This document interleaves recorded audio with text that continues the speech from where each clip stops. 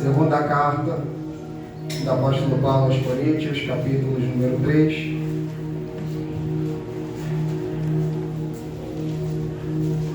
Bendito é Deus. Vamos ler o versículo número 18. Os que acharam, digam amém. Amém. Mas todos nós, com cara descoberta, refletindo como um espelho a glória do Senhor, somos transformados de glória em glória na mesma imagem, como pelo Espírito do Senhor. Amém? Você que leu pode se assentar. Aleluia, adorando ao nome do Senhor Jesus.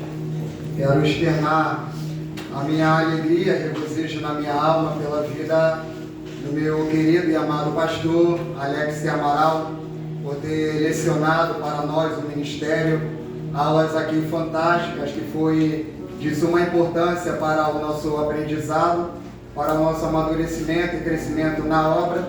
Como obreiros da casa do Senhor, nós fomos ministrados como nós devemos nos portar em diversas situações ou áreas de nossas vidas. Nós compreendemos que nós somos uma extensão daquilo que o pastor vê, daquilo que o pastor ouve, daquilo que o pastor fala e daquilo que o pastor faz. É representado no corpo ministerial da igreja, a característica é representado no corpo ministerial da igreja, o caráter do pastor, a moral do pastor é representada em seu ministério. Eu quero louvar a Deus pela vida do meu pastor, pela confiança que ele tem em cada um de nós. Eu creio que cada obreiro aqui, ele tem também esse reconhecimento na pessoa do querido e do amado pastor. Eu gostaria que você aplaudisse ao Senhor Jesus pela vida do seu pastor. Deus abençoe a sua vida, que é uma bênção para nós. Amém? O texto que nós lemos da segunda carta do apóstolo Paulo aos Coríntios, ele está trazendo aqui algumas respostas do que aquilo que os líderes da igreja de Corinto havia passado para ele também por intermédio de carta.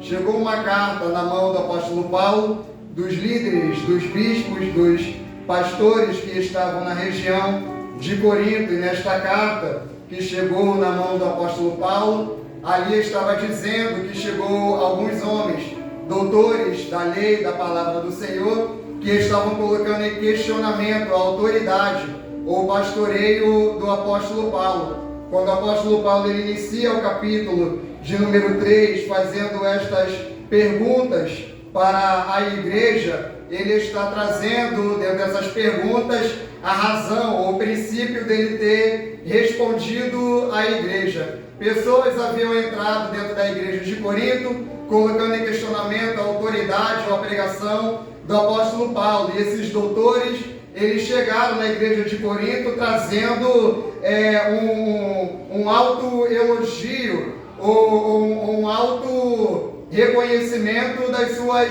autoridades. Quando eles chegaram na igreja de Corinto, eles chegaram apresentando um currículo próprio deles, que não se sabe quem os enviou, não se sabe quem escreveu aquele currículo a respeito deles. Eles mesmos, eles ficavam se exaltando, e por isso o apóstolo Paulo está dizendo: porventura outra vez ficaremos nós exaltando a nós mesmos? Eram homens que eles se exaltavam, se vangloriavam, dizendo que eles tinham curso, eles tinham conteúdo filosófico para poder passar para a igreja, e eles começaram a questionar a igreja a respeito do pastoreio do apóstolo Paulo. Quem fundou a igreja em Corinto foi o apóstolo Paulo, e a igreja conhecia o currículo do apóstolo Paulo. Perceba que o apóstolo Paulo ele não chega abrangendo no início da carta as suas qualificações, como ele faz na igreja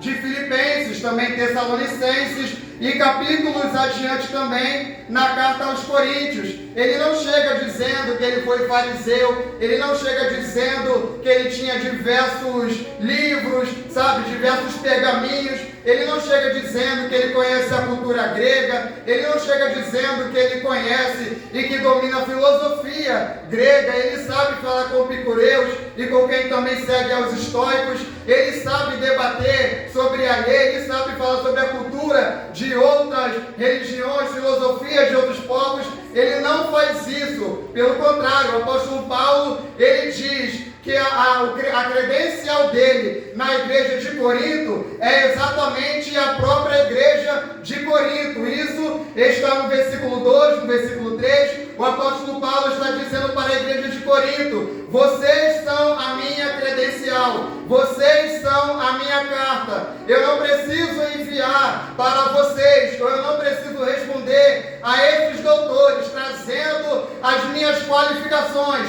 porque o testemunho de vocês já é a minha qualificação. Em outras palavras, o que o apóstolo Paulo está dizendo é que cada testemunho de cada cristão dentro da igreja de Corinto está representando a pessoa do apóstolo Paulo. É muito perigoso o pastor ou a liderança, em seu momento de ausência, chegar pessoas que se vangloriam e querem colocar em questionamento a liderança do pastor. Perceba que foi na ausência de Deus, no jardim do Éden, que Satanás colocou em questionamento aquilo que a liderança, aquilo que Deus disse. Perceba que foi na ausência de Moisés que Miriam e Arão colocaram em questionamento a autoridade de Moisés. Perceba que foi na ausência do rei Davi que Joabe ele vai se aliar a Adonias e vai colocar em questionamento a liderança do rei Davi. Cuidado com esses momentos de ausência do seu pastor. Isso é um teste para você. Quando algum crente, quando alguma pessoa metida ao intelectual, metida que sabe tudo, metida que conhece a palavra de Deus e começa a questionar você a respeito da sua liderança, o que você acha dele? O que você acha das obras dele? O que você acha disso que ele disse? O que você acha disso que ele pontuou? Ei, isso aí é uma pegadinha para você. Ei, você está sendo testado. Ei, você está sendo provado. Há uma grande diferença entre alguém chegar até mim e perguntar a mim a respeito da palavra, ou pedir que eu explique a respeito da minha confiabilidade na fé e na pessoa de Deus. O apóstolo Pedro disse que nós devemos responder com muita mansidão àqueles que perguntam, àqueles que nos questionam a respeito da nossa fé. Por que você crê em Deus? Por que você tem essa fé? Por que você crê que Deus existe? Por que você crê que Deus vai te levar para o céu? Eu irei responder com muita mansidão à luz da palavra. Porém, neste caso aqui, não existe mansidão para aqueles que querem questionar a liderança. Não existe palavra mansa, não existe palavra tranquila para aqueles que querem colocar em questionamento a autoridade espiritual. Porque na pergunta e no questionamento, o que está embutido ali é uma rebelião do próprio Satanás. O que está embutido nesses questionamentos é uma intenção maligna do próprio diabo. Ele questionou Adão e Eva na ausência de Deus, liderança. E estes que aparecem para questionar a minha liderança na ausência dele, ele não tem um outro objetivo, senão um intuito maligno de alguma forma ver se eu concordo com os pensamentos distorcidos dele. Porém eu já sou uma resposta para eles, porque eu represento a minha liderança. Logo eu preciso me preocupar com o que eu falo, preciso me preocupar com quem eu ando, preciso me preocupar com o que eu ouço, preciso me preocupar com aquilo que eu faço, porque eu não estou representando somente a pessoa de Deus como um cristão, eu estou representando a pessoa da minha liderança, como crente da Resgatando Vidas, como obreiro desta casa, eu estou Daí o apóstolo Paulo está dizendo: vocês são as minhas respostas. Em vocês tem o meu caráter. E por que a igreja tem o caráter do apóstolo Paulo? A igreja tem o caráter do apóstolo Paulo porque a igreja tem o tato, tem o contato do apóstolo Paulo. O apóstolo Paulo doutrinou a igreja. O apóstolo Paulo lapidou vidas. O apóstolo Paulo, ele ali formou caráter, frutos dignos de arrependimento nos cristãos que estavam em Corinto. Daí o apóstolo Paulo faz uma analogia e ele diz que nós somos a carta escrita e é escrita pelo Espírito de Deus. Ele está fazendo uma comparação, porque Moisés, líder espiritual, Deus disse para ele: você vai lavrar uma pedra, porque você quebrou o primeiro, você vai lavrar essa pedra e eu escreverei nela os mandamentos. Então ele está fazendo uma comparação. Enquanto Moisés lavrou pedra para Deus escrever os mandamentos, o pastor, a liderança espiritual, ele vai nos lavrar. O pastor, ele vai nos moldar. O pastor, ele nos colocará no molde de Deus, para que Deus, com o seu dedo, escreva no nosso coração os mandamentos da liberdade pelo Espírito. Porque eu preciso de um pastor para que eu tenha o caráter do meu pastor. Porque eu preciso de um pastor para que a minha vida seja direcionada dentro da vontade de Deus.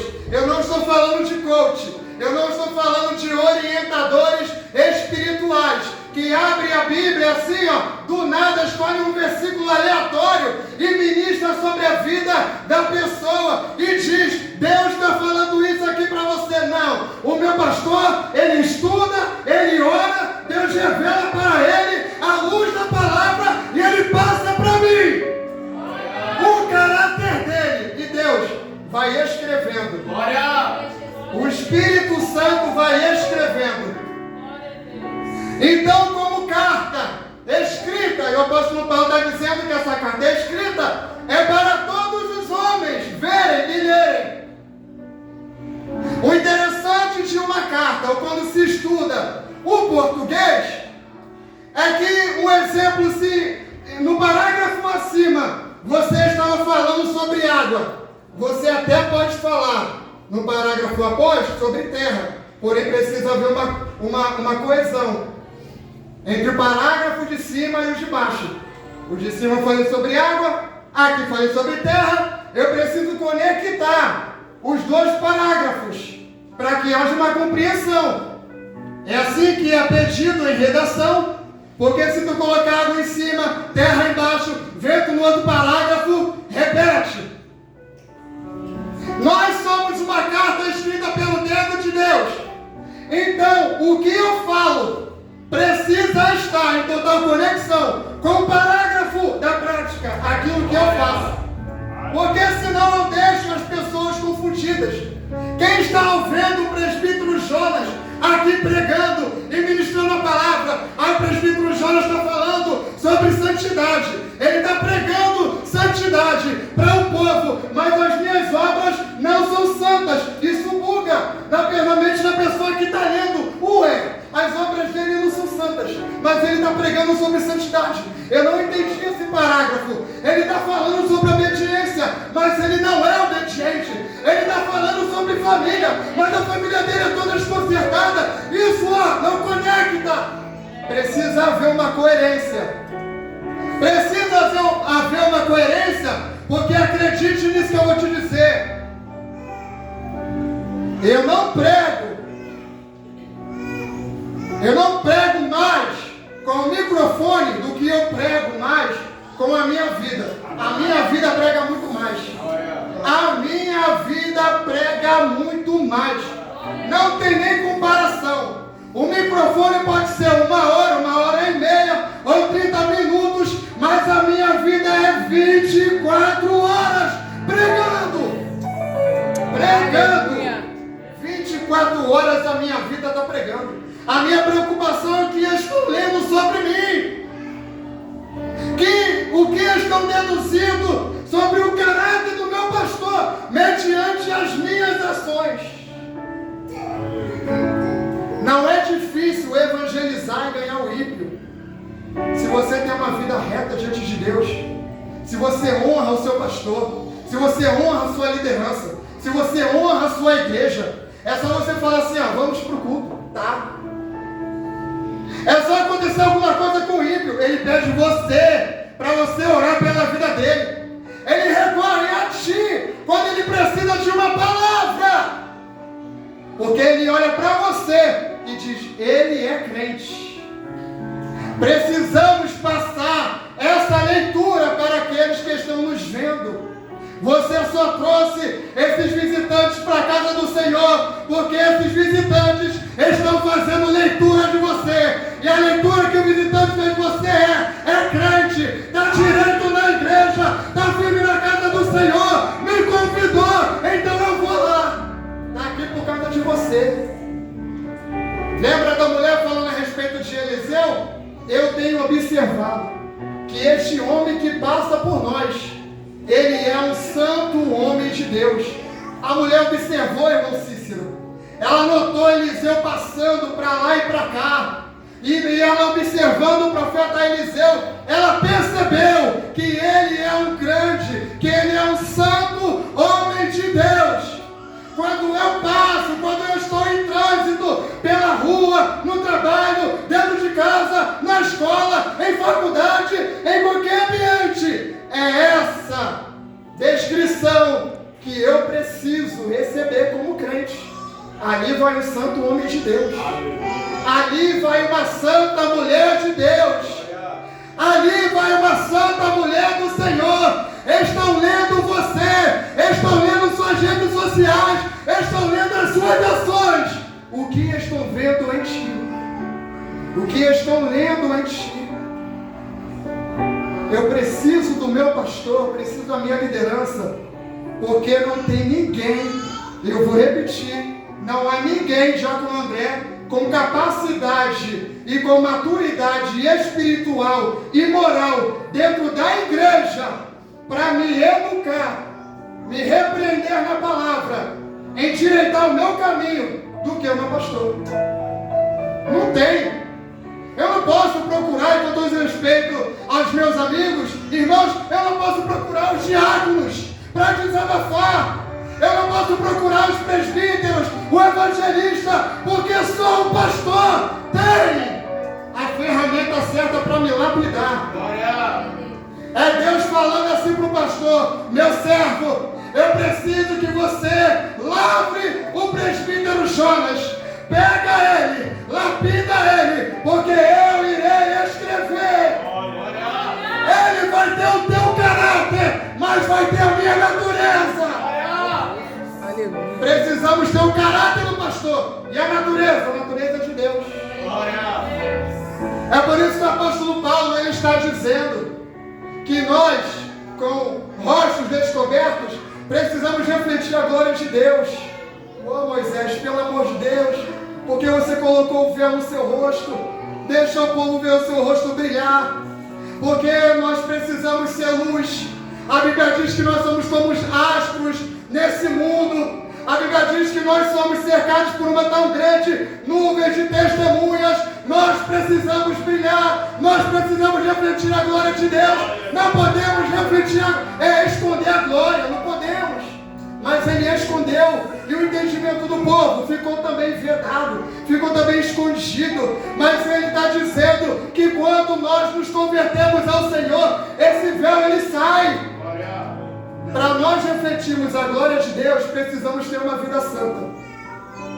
Precisamos ter uma vida separada em santidade diante do Senhor. Porque a glória, e me mostre na Bíblia, por favor, você já leu muitas vezes, pesquisa até no Google se quiser. A glória nunca antecedeu a santidade.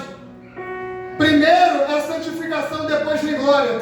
Primeiro a santificação, depois faz maravilha. É Deus dizendo, santifica-me o povo para mim ao terceiro dia. Eu vou me manifestar no monte e eu irei falar com o povo. Olha a ordem, santifica o povo para mim ao terceiro dia. Ou seja, durante 3 dias, ninguém come, ninguém bebe, os homens não vão coabitar com as suas mulheres. Santificação total. Aí eu irei aparecer. Quando ele está dizendo que nós iremos refletir a glória de Deus, é porque nós precisamos andar em santidade para refletir a glória de Deus. Dos inúmeros atributos que Deus tem, e são muitos, poderia citar aqui bastantes, tanto divinos quanto morais. O mais elevado atributo de Deus é exatamente a santidade. Santidade é a separação. A Bíblia diz que Deus ele não pode ser tentado pelo mal. E por que Deus não pode ser tentado pelo mal? Porque Ele é santo. O mal não atrai a Deus. O mal não faz Deus dar uma olhadinha, porque Ele é santo. Ele é a própria santidade. Daí uma vez alguém pensou assim, Deus é santo? Então por que Ele criou o mal? Porque a Bíblia diz em Isaías, Deus dizendo, eu criei o bem e o mal. Se Ele é santo, porque Ele criou o mal? Ele criou o pecado. O mal ali não é pecado. O mal ali é consequência do pecado. Quando a gente peca, a gente erra, tem consequência. Não podemos dar uma de bobo e pensar assim, vai ter consequência não. Estou plantando pecado, plantando pecado, plantando pecado, plantando pecado, plantando pecado. Vai ter colheita. Uma hora vai chegar. Eu posso plantar um pecado só. O retorno são frutos de pecado. Porque semente nunca dá um fruto só. Meu Deus.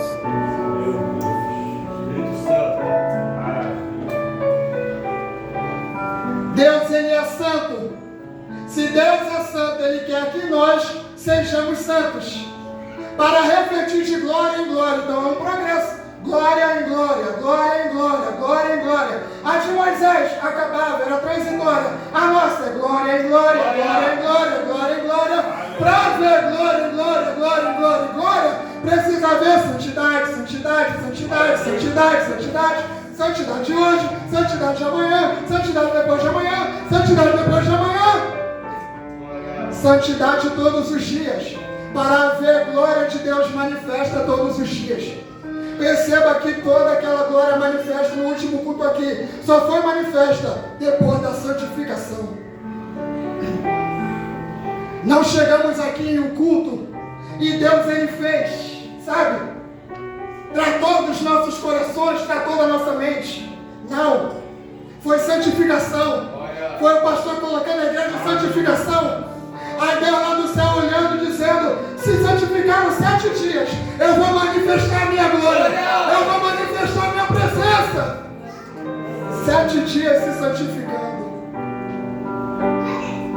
Essa glória que precisa aparecer em nossos rostos, não é só um brilho atrativo para as almas virem, é também em atitudes. A glória que aparecia no rosto de Moisés não era somente atrativo para o povo ficar olhando. A Bíblia diz que Moisés ele era o homem mais manso dentre todo o povo. Isso é fruto do Espírito. Porque a glória que não traz fruto do Espírito não é glória. É qualquer coisa, menos glória. É teatro. E fazer teatro é só fazer um curso. Faz um curso para atuar. E vai atuar nos palcos aí afora. Aqui não dá para fazer teatro. Aqui ou tem ou não tem. Aqui ou você tem o fruto do Espírito ou tu não tem.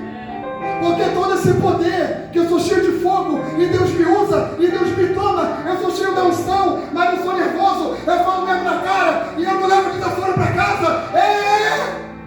Isso aí é teatro, isso não é glória. A glória que faz refletir, faz eu agir conforme a natureza de Deus. Atributo da natureza de Deus, Deus é amor. Se eu tenho a glória de Deus na minha vida, eu preciso amar. Atributo da natureza de Deus, Deus é santo. Se eu tenho a glória de Deus na minha vida, eu preciso andar em santidade. Atributo da natureza de Deus, Deus ele é fiel. Se eu tenho a glória de Deus na minha vida, eu preciso ser fiel. Fiel ao meu Deus, fiel ao meu pastor, fiel aos meus pais, fiel ao marido, fiel à esposa, fiel à liderança, fidelidade. Porque eu estou refletindo na minha vida a glória de Deus. Então eu tenho um atributo de Deus. Quer ver outro atributo de Deus? Ira. É atributo? Atributo é ira. O zelo da tua casa me devorará. É um atributo. E porque aqueles que têm a glória de Deus sente também a ira do Senhor. Deus compartilha do seu sentimento de ira para nós compreendermos e clamarmos por justiça. Aí é o que o pastor ele disse no início do culto, o diácono André ministrou dizendo que haverá um dia de acerto de conta, porque Deus haverá de julgar. Deus vai julgar. Deus vai julgar a terra. Porque ira é atributo de Deus? Porque se ira não fosse atributo de Deus, na nossa linguagem, Deus ia levar tudo de boa. Está fazendo tudo o que quiser na casa do Senhor. Está levando a vida de qualquer jeito. Estou cantando, estou pregando, estou em atividade, mas a minha vida está toda errada. Cadê o atributo da ira? Cadê o atributo do eis que te digo? Assim diz o Senhor, eu sonhei contigo. Deus me revelou essa noite, te conserta, Ele vai tocar, Ele vai permitir tocar. Cadê a ira? É o zelo da casa que devora. Fica em pé.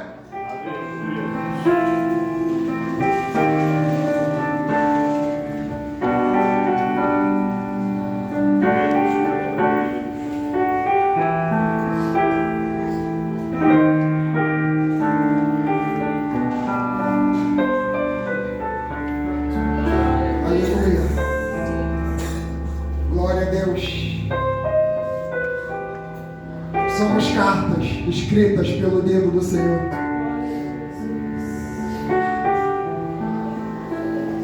Feche os seus olhos. Feche os seus olhos. Você que pode, com muita bondade, feche os seus olhos. Faça uma autoanálise da sua vida com Deus. Vê se o que você está verbalizando está de acordo com o que você está praticando. Vê se a carta está sendo bem compreendida para quem está lendo. O pastor da casa está aqui para moldar você à luz da palavra, porque o Espírito Santo vai escrever no seu coração, e é com letras de fogo, é letras que não se apagam, que vai ficar marcado no seu coração. A palavra de Deus vai ficar marcada na sua mente. Você vai pensar na palavra, vai desejar a palavra, vai falar na palavra de Deus na hora de almoçar, vai falar na palavra de Deus quando estiver em companhia com os seus amigos. É a palavra na sua mente, é a palavra na sua mão, ela agindo, é a palavra na sua mão no quesito de obras. É você pensando na palavra e praticando obras. E praticando obras de retidão. Praticando obras de verdade. Praticando obras pela palavra de Deus. Senhor, este é o teu povo. Esta é a tua igreja. Senhor Jesus, venha nos vacinar pela tua palavra. A respeito de como responder quando, ó Senhor Deus, de alguém de forma maliciosa questionar, Senhor Deus, digo a respeito da nossa liderança. Ó Deus, ninguém toca na minha liderança, ninguém mexe com a minha liderança. Deus, eu não sou daqueles que ficam ouvindo falarem da minha liderança e eu fico calado, não. Ó Senhor Deus, digo porque eu não vou, ó Deus Todo-Poderoso, condizer com questionamentos maliciosos. Eu sou daqueles que falam, toma vergonha na sua cara, porque se não fosse a minha liderança, eu não estaria de pé, a minha vida não seria próspera, Deus não seria comigo, se não fosse a minha liderança.